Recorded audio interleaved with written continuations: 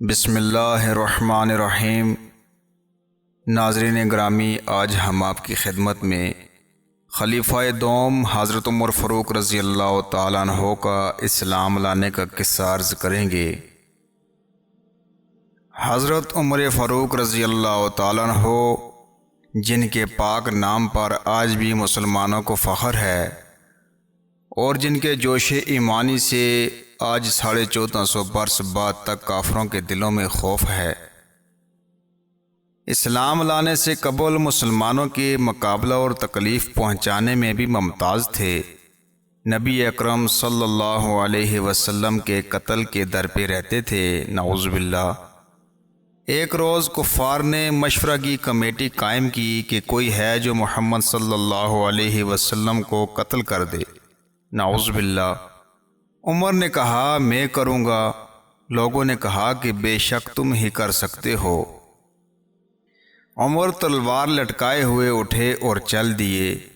اسی فکر میں جا رہے تھے کہ ایک صاحب قبیلہ زہرہ کے، جن کا نام حضرت سعد بن ابی وقاص رضی اللہ تعالیٰ عنہ ہے، انہوں نے پوچھا کہ عمر کہاں جا رہے ہو؟ کہنے لگے محمد صلی اللہ علیہ وسلم کے قتل کی فکر میں ہوں، نعوذ باللہ۔ سعد نے کہا بنو ہاشم اور بنو زہرہ اور بنو عبد مناف سے کیسے مطمئن ہوگے؟ وہ تم کو بدلہ میں قتل کر دیں گے۔ اس جواب پر بگڑ گئے اور کہنے لگے معلوم ہوتا ہے کہ تو بھی بے دین یعنی مسلمان ہو گیا، لا پہلے تجھے نمٹا دوں۔ یہ کہہ کر تلوار سونت لی اور حضرت سعد رضی اللہ تعالیٰ عنہ نے بھی یہ کہہ کر ہاں میں مسلمان ہو گیا ہوں، تلوار سنبھالی۔ دونوں طرف سے تلوار چلنے کو تھی کہ حضرت سعد رضی اللہ تعالیٰ عنہ نے کہا کہ پہلے اپنے گھر کی تو خبر لے، تیری بہن اور بہنوئی دونوں مسلمان ہو چکے ہیں۔ یہ سننا تھا کہ غصے سے بھر گئے اور سیدھے بہن کے گھر گئے۔ وہاں حضرت حباب رضی اللہ تعالیٰ عنہ کواڑ بند کیے ہوئے ان دونوں میاں بیوی کو قرآن شریف پڑھا رہے تھے۔ حضرت عمر فاروق رضی اللہ تعالیٰ عنہ نے کواڑ کھلوائے، ان کو آواز دی۔ حضرت حباب رضی اللہ تعالیٰ عنہ تو جلدی سے اندر چھپ گئے اور وہ صحیفہ بھی جلدی میں باہر ہی رہ گیا جس پر آیات قرآنی لکھی ہوئی تھی۔ بہن نے کواڑ کھولے۔ حضرت عمر فاروق رضی اللہ تعالیٰ عنہ کے ہاتھ میں کوئی چیز تھی جس کو بہن کے سر پر مارا، جس سے سر سے خون بہنے لگا اور کہا کہ اپنی جان کی دشمن تو بھی بد دین ہو گئی۔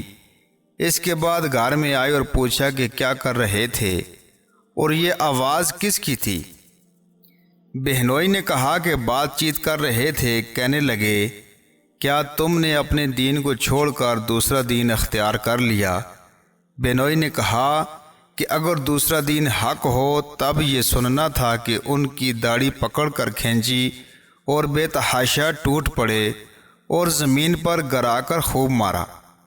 بہن نے چھڑانے کی کوشش کی تو ان کے منہ پر ایک تماچا اس زور سے مارا کہ خون نکل آیا۔ وہ بھی آخر عمر ہی کی بہن تھی۔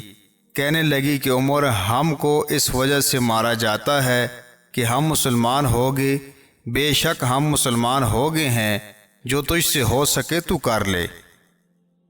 اس کے بعد حضرت عمر فاروق رضی اللہ تعالیٰ عنہ کی نگاہ اس صحیفہ پر پڑی جو جلدی میں باہر رہ گیا تھا، اور غصے کا جوش بھی اس مار پیٹ سے کم ہو گیا، اور بہن کے اس طرح خون میں بھر جانے سے شرم سی بھی آ رہی تھی۔ کہنے لگے کہ اچھا مجھے دکھلاؤ یہ کیا ہے؟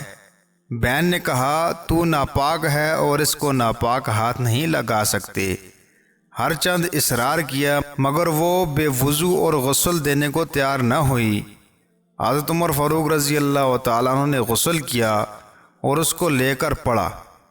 اس میں سورہ طٰہٰ کی آیات لکھی ہوئی تھیں۔